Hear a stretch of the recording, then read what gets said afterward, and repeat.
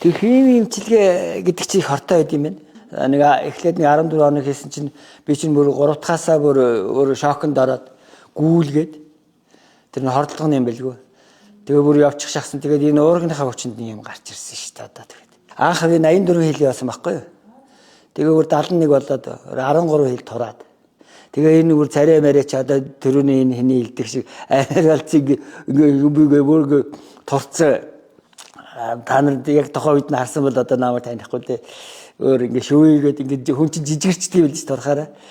Тэгээд өөр ингээ тийм аваар болсон байсан чи одоо ингээд эргээд одоо жинтэй бараг хүрэх гээд одоо нэг 3-4 хил бараг дотоо байна.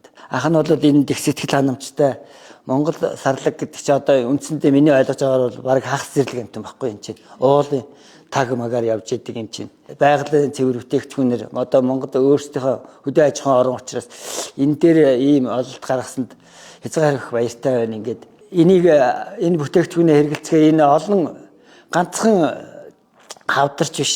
Одоо бусад өөр төрлийн өвчин зовлон одоо янз бүрийн өвчтэй зовлонтой улсууд хэрэг тустай болох юм аа гэдгийг би одоо олонний яриа болон өөрөө дээр одоо туршиж мэдсэн хүний хувьд бол их сэтгэл хангалуун явж байна. Ингээд та бүхэндээ ажлын өндөр амжилт хүсье.